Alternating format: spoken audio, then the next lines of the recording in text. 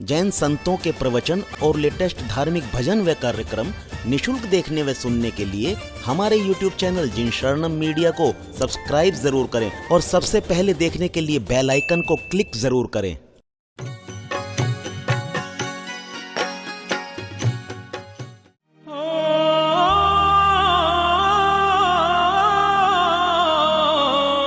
गुरु तुम हो ज्ञानी ज्ञान के दाता, मुनि गुरुवर को करके प्रणाम गाऊं मैं, ध्याऊं मैं सुबह शाम। पुलक सागर एक नाम, पुलक सागर एक नाम। गुरु तुम हो ज्ञानी ज्ञान के दाता, मुनि गुरुवर को करके प्रणाम। ओम नमः सिद्धेभ्यः, ओम नमः सिद्धेभ्यः, ओम नमः सिद्धेभ्यः। यदर्चाभावेन प्रमुदितमना दर्दुर्यः, क्षणादासीत् सर्गी गुणगण समृद्ध सुखनिधि। लभन्ते सद्भक्ता शिव सुख समाजम, किमु तदा। महावीर स्वामी नयन पथगामी भवतु मे, महावीर स्वामी नयन पथगामी भवतु मे, महावीर स्वामी नयन पथगामी भवतु मे। प्रथम तीर्थंकर शिवदेव भगवान की, भगवान महावीर स्वामी की, परम पूज्य गुरुदेव आचार्य श्री पुष्पदंत सागर जी महाराज की, उत्तम मार्दव धर्म की, अहिंसा परमो धर्म की। आज उत्तम मार्दव धर्म है। मार्दव का अर्थ होता है कि जिसने मान को मार दिया हो, जिसने अपने अहम को मार दिया हो, जिसने अपने ईगो को तोड़ दिया। भगवान और तुम्हारे बीच में यदि कोई पर्दा है, बारीक सा पर्दा है, तो वह अहंकार का पर्दा है। आदमी का अहंकार मिट जाए तो परमात्मा से साक्षात्कार होने में ज्यादा देर नहीं लगती है। बच्चा जब पैदा होता है तो सबसे पहला शब्द बोलता है हूं, हूं, हूं, हूं। छोटा बच्चा वह कहता है कि मैं भी कुछ हूं। तो जैसे ही बड़ा होता है, भाषा में निपुण होता है, तो ता ता ता ता बोलने लगता है। इसका मतलब कि तू भी कुछ है। पहला शब्द बच्चा बोलता है मैं भी कुछ हूं, दूसरा शब्द सीखता है बच्चा तू भी कुछ है। लेकिन जैसे जैसे बच्चा जवान होता है, बड़ा होता है, हूं भी भूल जाता है और ता भी भूल जाता है। जिंदगी भर फिर मैं कर करके जिया करता है। जो भी हूं वो मैं हूं और दूसरा कोई भी नहीं है। मैं में जीता है आदमी। बकरी जो मैं करे अपनी खाल खिंचाए, और मैं ना जो मैं ना कहे दूध भात नित खाए। ध्यान रखिए, बकरी क्या करती है? मैं के सिवा कुछ नहीं करती। परिणाम क्या होता है? उसकी खाल खींची जाती है। और मैना कहती है मैं कुछ नहीं, मैं ना, जो भी है वह तू है, दूध भात उसे खाने को मिलता है। अहंकार को छोड़ो।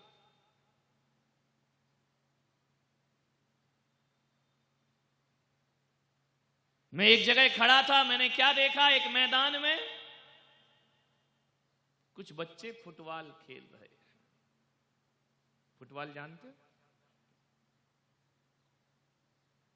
एक बॉल होती है, वही क्या करती है?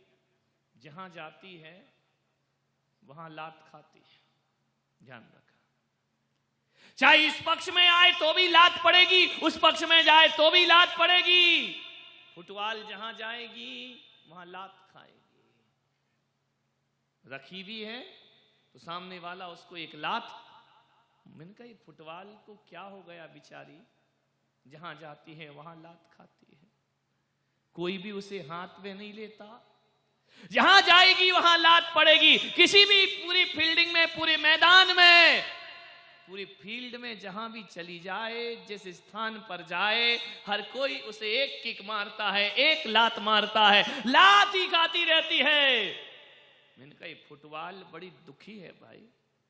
फुटबॉल मेरे पास आई, बोले महाराज कैसी तकदीर लिखी है मेरी, जो देखो वो लात मारता है। मैंने कहा मेरे पास आ, इधर लात नहीं पड़ेगी। उसने कहा महाराज कोई उपाय बताएं कि लोग मुझे लात नहीं मारे। बोले बच्चे लेते हैं तो खेलते रहते हैं, हाथ से उछालते रहते हैं, जहां जाती हूं वहां एक लात पड़ती है। बहुत बुरी जिंदगी है मेरी, ये लात मुझे क्यों पड़ती है। मैंने कहा एक काम कर फुटबॉल बहन, तुझे लात तो पड़ेगी। दुनिया में तू कहीं चली जा, हिंदुस्तान में रहे तो वहां लात पड़ेगी, अमेरिका जाएगी वहां लात पड़ेगी, जहां भी जाएगी तेरी दशा यही होगी। तो बोले मैं बचूं कैसे। मैंने कहा तू बच सकती है। आज तुझे जो लात पड़ रही है ना, इसलिए पड़ रही है कि तेरे भीतर हवा भरी हुई है। मैंने कहा हवा निकाल दे, कोई भी लात मारने को तैयार नहीं होगा। यदि फुटबॉल से हवा बाहर निकाल दी जाए तो फुटबॉल को कोई लात नहीं मारता है। मान्यवर, फुटबॉल को लात पड़े या ना पड़े कोई मतलब नहीं, लेकिन जिस आदमी के भीतर अहंकार की हवा भरी रहती है, वह भी जगह जगह अपमानित होता है। उसकी जिंदगी भी फुटबॉल की तरह जिंदगी। अहंकार की हवा निकालो, ध्यान रखिए। भर रखा है खोपड़ा अहंकार से, हमें नहीं पूछा, हम गए, हमारा सम्मान नहीं, हमारा मान नहीं। ध्यान रखना, जो सम्मान का त्याग कर देता है उसका अपमान दुनिया में कोई नहीं कर सकता है, और जो सम्मान की चाहत रखता है उसे पग पग में अपमान का घूंट पीना। प्रमाण महाविश्वरूप करहि नीच गति जगत में। ध्यान रखना, अहंकार बहुत बुरा है। अहंकार से बचने का प्रयास करिए। हर जो देखो वो बड़ा बनने में लगा है। मैं बड़ा आदमी, मैं बड़ा ज्ञानी, मैं बड़ा विद्वान। क्या बड़ा बड़ा बड़ा में लगे रहते हो। एक मेंढक था, उछल रहा था, हाथी निकला उस गांव से। मेंढक की ऐसी कुबुद्धि हो गई, मति मारी गई। उसने कहा मैं भी हाथी जैसा बड़ा हो जाऊं। अब मेंढक कहां से हाथी जैसा बड़ा हो जाएगा। उछल रहा था, कूद रहा था, आए दिन टेंशन में हो गया, तनाव में हो गया। अब खाना नहीं खाया जाता, जिया नहीं जाता, एक ही चिंतन उसका चल रहा है, मैं बड़ा हो जाऊं हाथी की तरह। उसने क्या देखा, उछलते उछलते, कूदते कूदते एक साइकिल के पंचर बनाने वाले की पर निगाहें गई। उसने देखा यार ये हवा भरता है, ट्यूब फूल जाता है। वह भी दौड़ा दौड़ा फुदकते हुए गया इन मेंढकों की तरह, जैसे भी दो उचक्के आए ना, समझ में, उचकता फुदकता गया। पंचर वाले से बोला, वो जो हाथी जा रहा है ना, मुझे उतना बड़ा बनना है। हवा भरने के पंप की ट्यूब ली, मुंह में पकड़ ली, बोले बाराबा। अरे उसने कहा देख मेंढक तू मर जाएगा, पागल, ये फालतू बातों में मत लग। अरे बोले हवा भर, मुझे बड़ा बनना है। अब क्या करे वो पंचर वाला, मेंढक मान नहीं रहा, जबरदस्ती मुंह में ट्यूब ले ली, मुंह में पाइप ले लिया। बोले तू तो हवा भर, दिलेरी से मेरी चिंता मत कर। उसने कहा यार एक पंप मारूंगा तो चीथड़े उड़ जाएंगे तेरे।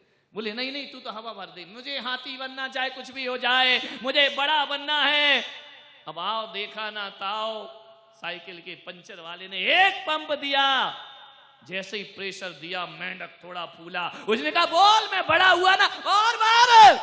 अरे उसने कहा देख एक तक तो ठीक है, ज्यादा मत पर इस लफड़े में। अरे बोले भर, जो मैंने कह दिया वो कर।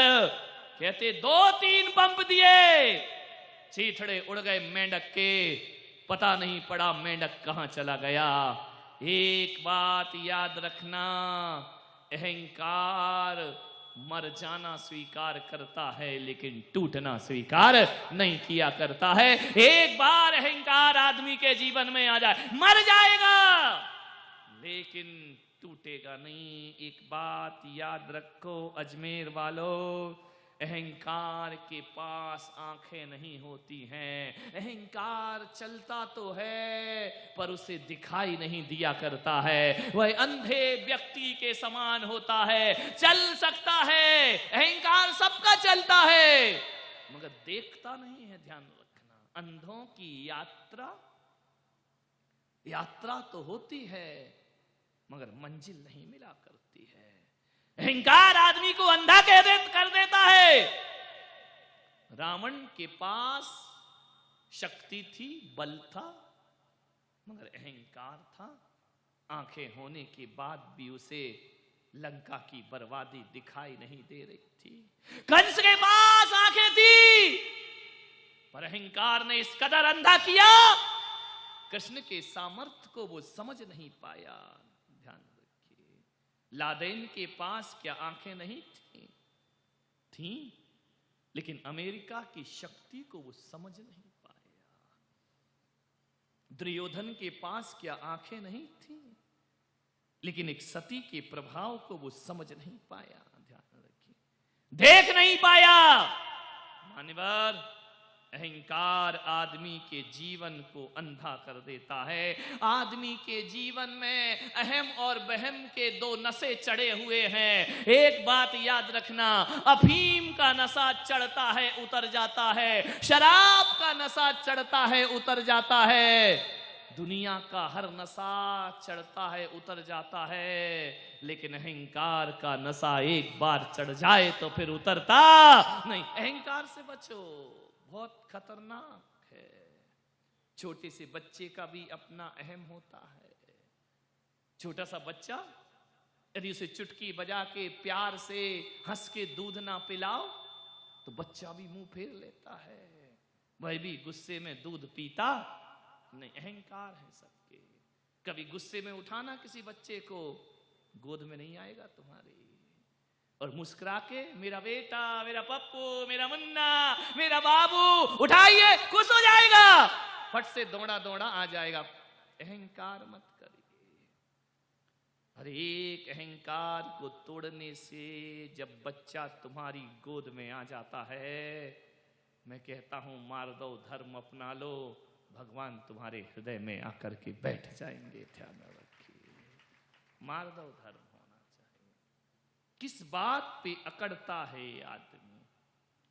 फोकट के विचार। 2 कुत्ते थे, एक शर्मा जी का कुत्ता था और एक वर्मा जी का कुत्ता था। दोनों कुत्ते चले जा रहे थे। कैसे कैसे बहम पाल रखे हैं आदमी ने। शर्मा जी का कुत्ता सामने से आ रहा, वर्मा जी का कुत्ता इधर से आ रहा, दोनों मिल गए रास्ते में। वर्मा जी के कुत्ते ने कहा, ओ शर्मा जी के कुत्ते। उसने कहा, बोल वर्मा जी के कुत्ते। बोले, पागल, बैलगाड़ी के नीचे क्यों चल रहा है? मर जाएगा, ये बैल पैर रख देंगे, जिंदगी खत्म हो जाए। बोले, शर्म कर। वर्मा जी का कुत्ता अपने आप को क्या समझ रहा है? मैं कहां बैलगाड़ी के नीचे चल रहा हूं? अरे बोले, देख ऊपर बैलगाड़ी, तू नीचे नीचे चल रहा है। बोले, पागल कहीं के, मैंने कहा था थोड़ा पढ़ लिख ले, स्कूल चला जा। मूर्ख कहीं का, कनातों के नीचे मुंह डालते रहा, कुछ नहीं सीखा तूने। ये बैलगाड़ी मैं चला रहा हूं, ध्यान रखना। वर्मा जी के कुत्ते ने कहा, शर्मा जी की जरा शर्म कर, ये बैल चला रहा है, तू थोड़ी चला रहा है। बोले, नहीं, मैं चला रहा हूं, मेरे बिना ये बैलगाड़ी चल ही नहीं सकती। तो वर्मा जी के कुत्ते ने कहा कि शर्मा जी के कुत्ते, तू चला रहा? बोले हाँ मैं चला रहा हूं। अब जिस आदमी के अंदर ये वहम भर जाए कि घर गृहस्थी हम चला रहे हैं, उसे कौन बचा सकता है, उसे कौन सुधार सकता है? मेरे बच्चों का भविष्य मेरे से चलता है, मेरी गृहस्थी मेरे से चलती है, मेरा परिवार मेरे से चलता है। मैं नहीं होऊंगा तो समाज नहीं चलेगी, मैं नहीं होऊंगा तो मंदिर नहीं चलेगी। किस भ्रम में जी रहे हो पागलो? तेरे जैसे लाखों आए, लाखों इस माटी ने खाए। तेरे जैसे लाखों आए, लाखों इस माटी ने खाए। रहा न नाम निशान रे बंदे, झूठी तेरी शान रे। मत कर तू अभिमान, मत कर तू अभिमान रे बंदे, झूठी तेरी शान रे। मत कर तू अभिमान। तेरे पास है हीरे मोती, मेरे मन मंदिर में ज्योति। तेरे पास है हीरे मोती, मेरे मन मंदिर में ज्योति। कौन हुआ धनवान रे बंदे, झूठी तेरी शान रे। मत कर तू अभिमान, मत कर तू अभिमान रे बंदे, झूठी तेरी शान रे। मत कर तू अभिमान। किस पर अभिमान? मिट्टी के ठीकरों पर, हीरे मोती पर, ये मकान पर, ये बंगला पर, ये गाड़ी पर, ये मोटर पर। तेरे जैसे लाखों आए, लाखों इस माटी ने खाए। एक बात याद रखना, पढ़ते हो ना, कहां गए चक्री जिन जीता भरत खंड सारा। कहां गए वो राम और लक्ष्मण जिन रावण मारा। कहां गई रुक्मणी सतभामा और संपत्ति सगरी। कहां गए वो रंग महल और सुवर्ण की नगरी। सारे महल खंडर बने पड़े हुए हैं। किस बात पे अकड़ते हो तुम? लखनऊ के नवाबों की औलाद सड़कों पे रिक्शा चला रहे हैं, ध्यान रखिए। किस बात पे अकड़ते हो? मिट्टी के ठीकरे क्या बटोर लिए? थोड़ा सा रुपया पैसा क्या कमा लिया? ऐसे चलते हो कि जैसे तुम ही इंसान हो। एक सड़ी सी कार क्या ले आते हो? एक दो कौड़ी के पार्षद क्या बन जाते हो? ऐसे चलते हो कि तुम ही बन गए प्रणव मुखर्जी। ध्यान रखिए मान्यवर। गाड़ी पे जब पहली बार गाड़ी आती है, सड़क पर ऐसे घुमाते हो जैसे पैदल चलने वाले कीड़े मकोड़े तुम ही एक इंसान हो इस धरती पर। ध्यान रखना, आदमी के जिस्म की बस यही औकात है, 4 दिन की चांदनी और फिर अंधेरी रात है। ध्यान रखना। किस पर अकड़ता है? क्या है तुम्हारे पास? चक्रवर्ती के चपरासी की भी हैसियत नहीं है तुम्हारी। जब अहंकार आए ना तो टाटा बिरला को देखना, रिलायंस बंधु को देखना कि हमारा भी कोई बाप इस धरती पर जिंदा बैठा हुआ है। ध्यान। किस पर अकड़ते हो? कितना अहंकार। मेरे से समाज चलती है, मूर्ख कहीं का नादान।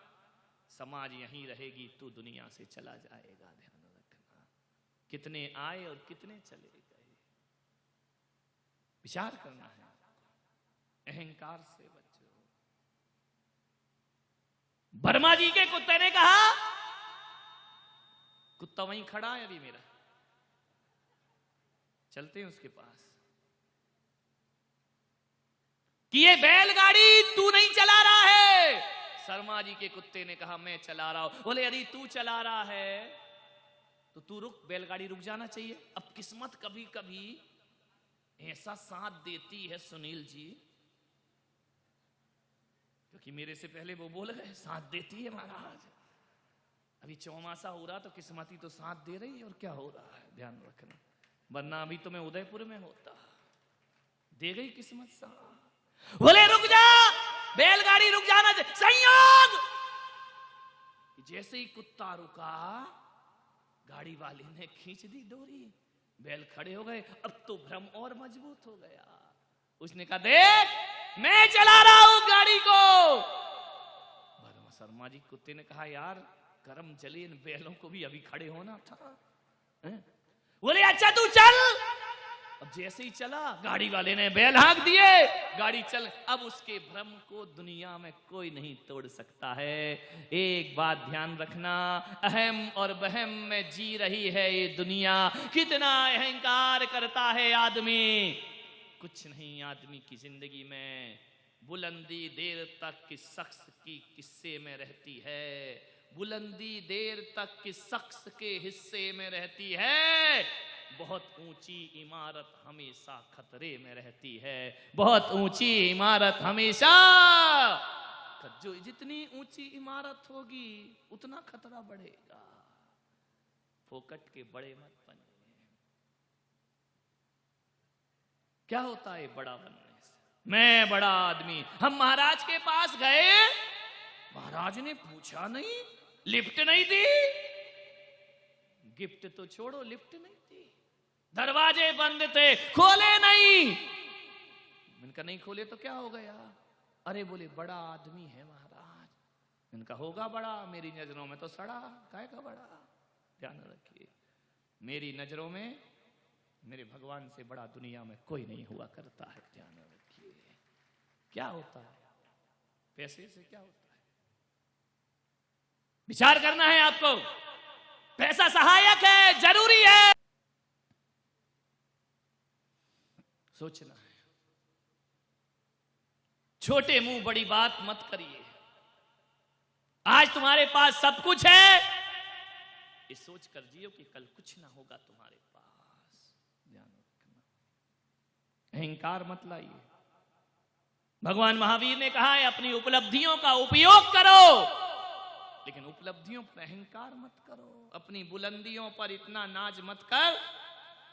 हमने तो आसमान से सितारों को गिरते देखा है। ध्यान रखिए, कब राजा रंक हो जाए, कब रंक राजा हो जाए, कह नहीं सकते हैं। एक कली थी, इठला रही थी अपनी डाली पर। किसी आदमी ने एक पत्थर को लात मारी, पत्थर लुढ़कते लुढ़कते सड़क से गिरा, कली के पास पहुंच गया। कली बड़ी जोर से हंसी। उसने कहा देख पाषाण, क्या बदकिस्मती है, क्या किस्मत पाई है तूने। जहां जाता है वहां लात खाता है, जूतों की ठोकरें पड़ती हैं तुझे। अरे कुछ तो अच्छे काम कर लेता अभागे, दर दर की ठोकर खाते फिरता है। यहां पड़ा है, वहां पड़ा है, छेनी पड़ती, हथौड़े पड़ते, क्या जिंदगी पाई है तूने। तुझे अपने भाग्य पर कभी रोना नहीं आता। पत्थर क्या बोलता लाचार। कली इठला रही थी हवा में, कुछ ना बोला पत्थर। बुरे दिन आते हैं तो कोई भी अपना नहीं हुआ करता है। ध्यान रखिए, हजारों लोग मिलते हैं मगर सच्चे चंद मिलते हैं, और बुरा जब वक्त आता है सभी दरवाजे बंद मिलते हैं। क्या करे पत्थर, कुछ ना बोला। एक आया, उसने फिर पत्थर को लात मारी, उछट कर पत्थर फिर एक तरफ चला गया। ठोकर खाना और ठोकर देना ये पत्थर की नियति है। कली बड़ी जोर से हंसी। पागल, मुझे देखकर अच्छे अच्छे लोगों का मन ललचा जाता है। मेरे ऊपर भौरे तितली गुंजार करते हैं, मंडराते हैं। अपना दुर्भाग्य देख अभागे। पत्थर कुछ ना बोला। एक आदमी निकला, पत्थर पर दृष्टि पड़ी, उठाया उसने पत्थर हाथों में, देखा कली देख रही है नजारा। उसने छेनी हथौड़ी उठाई और जो पत्थर अभी तक ठोकर खा रहा था उस पत्थर को तराश करके उसने भगवान की मूर्ति का निर्माण कर दिया।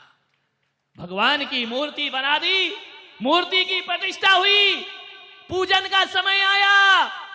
माली गया, जो अभी तक कली इठला रही थी, फूल बन गई थी खिलकर, फूल तोड़ा और डाली को तोड़ के फूल को तोड़कर एक डोलची में रखा। रखने के बाद उसी मंदिर में पहुंचा और जाकर के वह फूल उस प्रतिमा के चरणों में ले जाकर के रख दिया। प्रतिमा के पत्थर ने जैसे फूल को देखा, फूल कुम्हलाने लगा, मुरझाने लगा। पत्थर ने कहा, फूल कुछ याद आ रहा है तुम्हें? अपना अतीत याद आ रहा है? फूल कुम्हलाते कुम्हलाते मुरझाने लगा। कहा, ए फूल, कल तक जिस पर अपनी बुलंदी पर अकड़ रहा था, अरे जिंदगी है आदमी की जिंदगी, ये इंसान की जिंदगी है। देख, कल तक मैं तेरे चरणों में था, आज तू मेरे चरणों में आकर के जीवन समाप्त। एक बात याद रखना फूल, तू मुरझा गया तो तुझे कोई ना पूछेगा, मैं मुरझा गया तो मुझे मूरत का रूप प्रदान कर दिया गया। विचार करना, किस बात पे अकड़ता है आदमी? क्या है हमारे पास? कब किस्मत करवट बदल ले कुछ कह नहीं सकते हैं। ध्यान रखना। एक ठूंठ, जानते हो ठूंठ? एक पेड़ पतझड़ का जिसमें पत्ते नहीं होते, ठूंठ बना खड़ा रहता है, तो वह कभी दोबारा लौट कर आने वाला नहीं। किन किन बातों पर हम अहम करते हैं, कितना अहंकार है। सास बहू के बीच अहंकार, देवरानी जेठानी के बीच अहंकार, भाई बहन के बीच अहंकार। ध्यान रखना, भाई भाई के बीच अहंकार। विचार करिए, सारी लड़ाइयां अहंकार की हैं। और अहंकार, ये अहम जो होता है वह बहम पे खड़ा होता है। झूठे बहम पाल रखे हमने, छोटी छोटी बातों पे अहंकार है। एक भिखारी भीख मांगने पहुंचा, सास मंदिर गई थी, उसने कहा कि बहू से कुछ भिक्षा दे दो। बहू ने कहा, चला, रोज के रोज चला आता है, भिक्षा दे दो, भिक्षा दे दो, पानी पिला दो। बोले नहीं है, भाग यहां से। भिखारी लौट के आया, रास्ते में सास मिली, उसने कहा, अम्मा जी, जोड़ने का ही अहंकार नहीं होता, कभी कभी छोड़ने का भी अहंकार हो जाता है। परिग्रह ही अहंकार नहीं बनता, कभी कभी त्याग भी अहंकार बन जाता है। कुछ ऐसे लोग हैं, और एक बात याद रखना, परिग्रह का अहंकार तो एक दिन मिट जाता है, लेकिन छोड़ने का अहंकार जिंदगी भर नहीं मिटता है। हम बड़े त्यागी, हम बड़े तपस्वी, हमसे बड़ा कोई तपस्वी नहीं। ये छोड़ने का अहंकार है। मैं आहार में जाता हूं, लोग बोले महाराज आप नियम नहीं दिलाते। एक दिन मेरा दिमाग खिसक गया, मैंने कहा आज के बाद नहीं दिलाऊंगा कोई नियम। मैं पूछ रहा हूं रात्रि भोजन त्याग करो, अरे वो अम्मा तो शुरू हो गई, 25 साल हो गए महाराज, पानी नहीं पिया रात को, शूद्र जल का त्याग है। 25 साल से आलू नहीं खाती, प्याज नहीं खाती, रात में नहीं खाती, पानी नहीं पीती। अरे मैंने कहा अम्मा इतना तो मैंने पूछा नहीं जितना तूने व्याख्यान दे दिया। अरे त्याग कराया तो बोल देती कि नहीं खाऊंगी। 25 साल हो गए, बचपन से कभी रात में नहीं खाया महाराज, इतना त्याग है मेरा। मैंने कहा बुढ़िया क्या क्या नहीं खाया उसकी लिस्ट बना रखी है, और क्या क्या खाती उस लिस्ट का क्या होगा। ध्यान रखिए, त्याग का अहंकार। आते चौके में हमने बड़े बड़े महाराजों को आहार दिए हैं, अरे दिए होंगे, मुझे क्या लेना देना है। ध्यान रखिए, मुझे तो मेरी सिस्टम से देना पड़ेगा, तू चाहे बड़े को दे या छोटे को दे। अहंकार आदमी का, हम आलू नहीं खाते, हम प्याज नहीं खाते, वाह रे आदमी, नहीं खाता तो अपने लिए नहीं खाता, इसकी ढोल पीटने की क्या जरूरत है। ध्यान रखिए, तेरा कल्याण होगा, तेरा हित होगा। संतों में भी आ जाती हैं बातें, हम बड़े तपस्वी, हम बड़े ज्ञानी, चटाई छोड़ दी, अहंकार ओढ़ लिया। ध्यान रखना, हमने 10 उपास कर लिए तो कर लिए, हमने उपवास किया। भैया जी कल उपवास था क्या? आज भी है, आज भी है एक आसन, पूरा समझा कर। इनकी ताली बजा रहे हैं, भैया जी कह रहे हम काय को जान देंगे, ये तो ताली बजा के खुश हो जाएंगे, कटना खरबूजे के।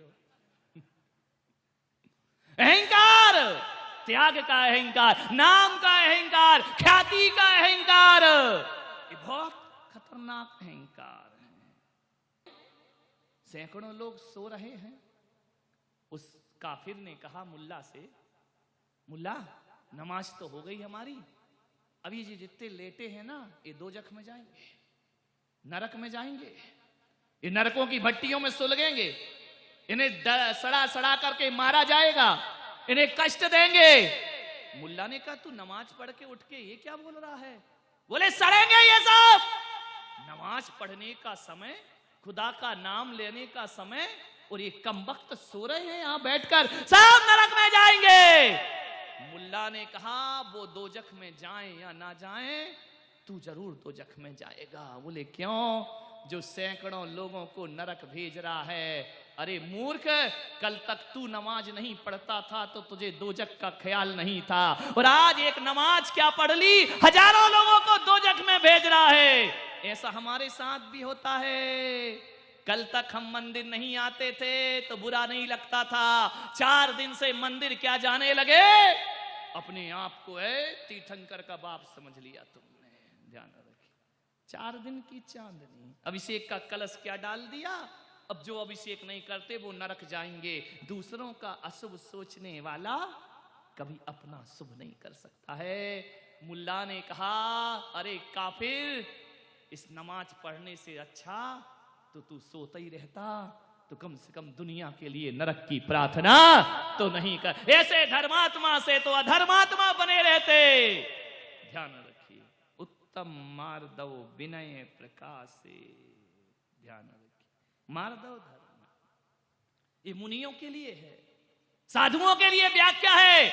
अपने ज्ञान पे अकड़ मत जाना, अपनी तपस्या पे अकड़ मत जाना, अपने सन्यास पे अहंकार मत करना। मान महाविश्वरूप करहि नीच गति। ऐसा ना हो कि अहंकार भरी साधना हो, अहंकार भरा वैराग्य हो। ऐसा ना हो जाए कि हम तुम्हारी साधना को नस्त नाबूद करके रख दे। ध्यान रखिए, जैन संत तो इतना विनम्र होना चाहिए, इतना विनम्र होना चाहिए, लेकिन आज हम देखते हैं, नहीं मालूम मुझे ये बात यहां बोलना चाहिए या नहीं बोलना चाहिए, मैं क्षमा मांगता हूं, लेकिन कह रहा हूं, इन 25 साल की साधना में जितनी अकड़ मैंने दिगंबर संतों में देखी, उतनी अकड़ कहीं भी दिखाई नहीं दिया करती है। ध्यान रखिए, झुकते नहीं हैं, अकड़ के जीते हैं।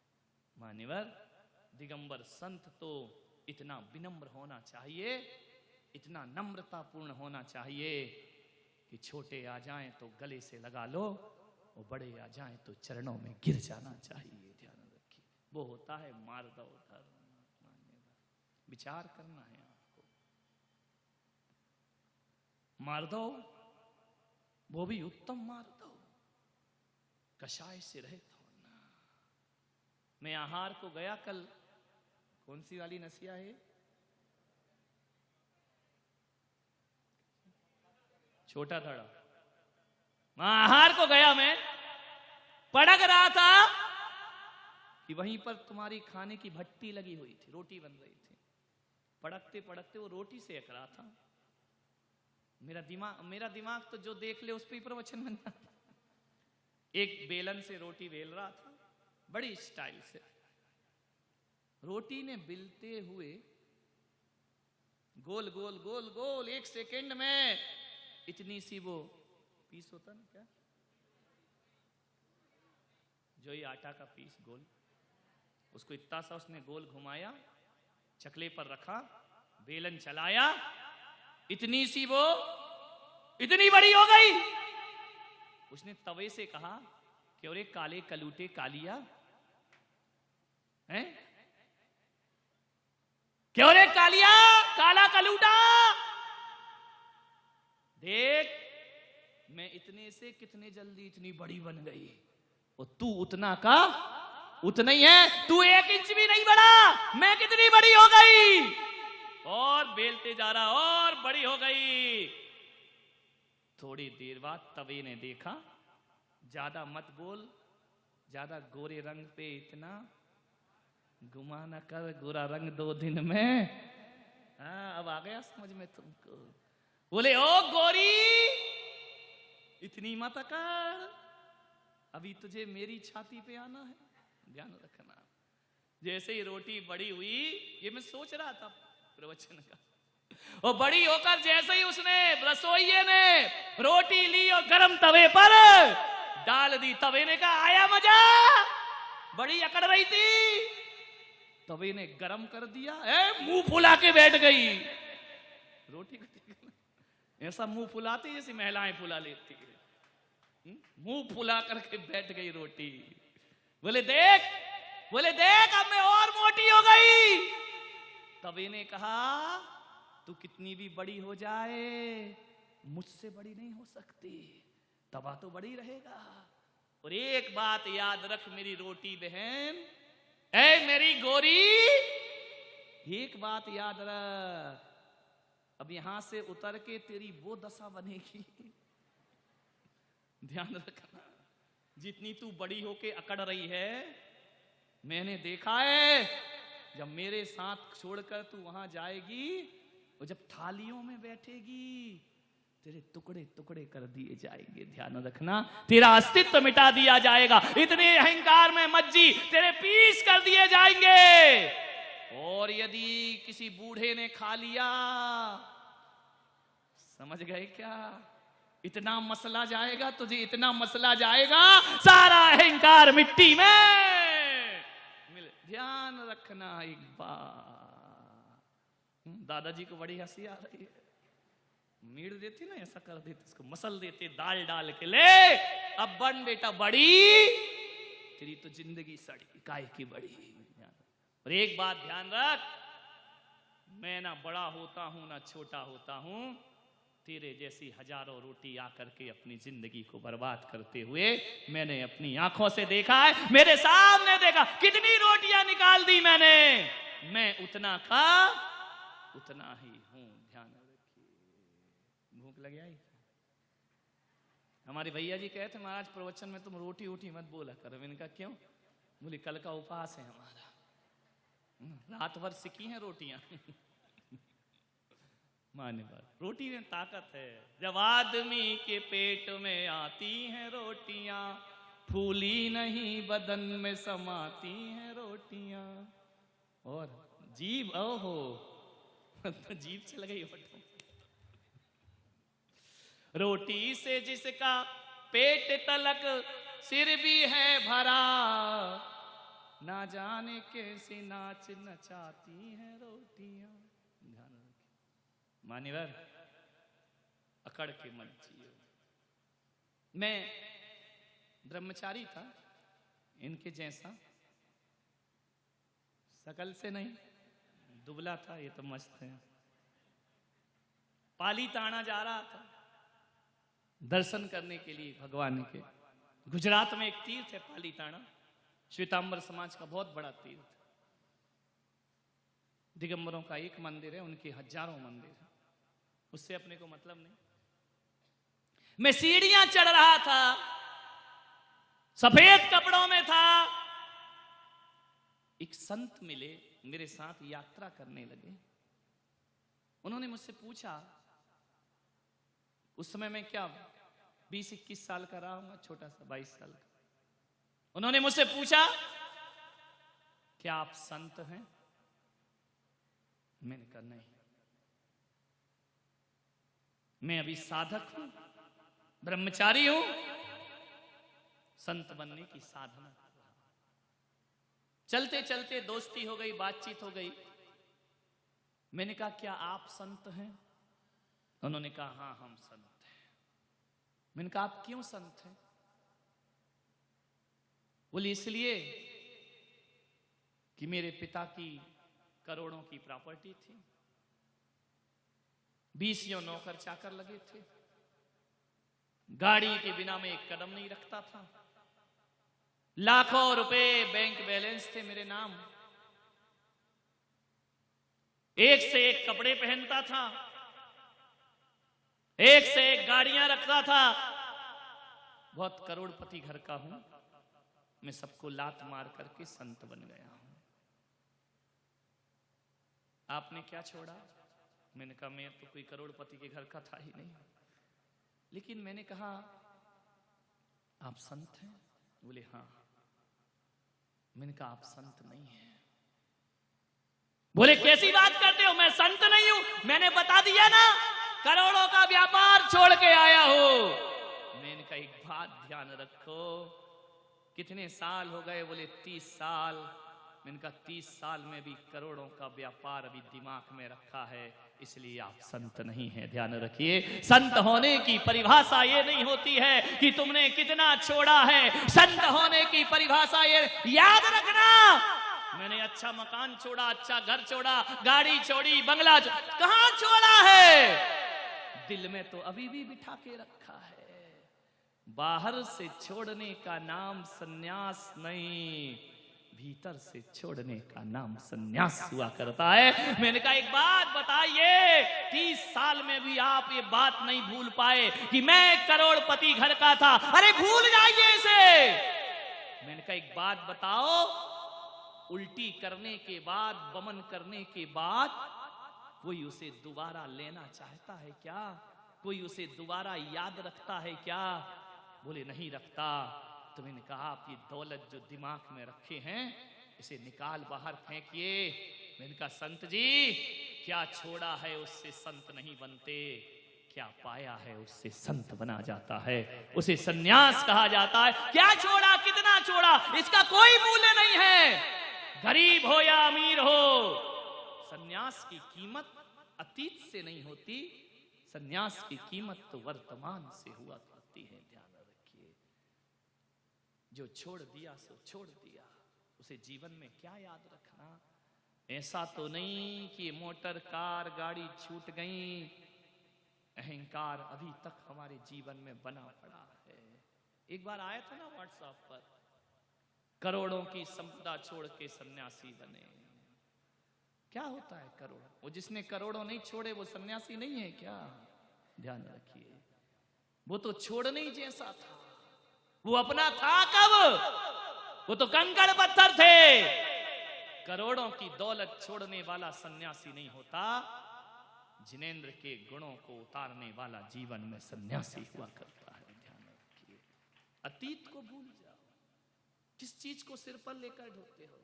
महिलाओं का झगड़ा यही तो है, जिठानी गरीब घर की, देवरानी अमीर की, दिन भर शान दिखाती है।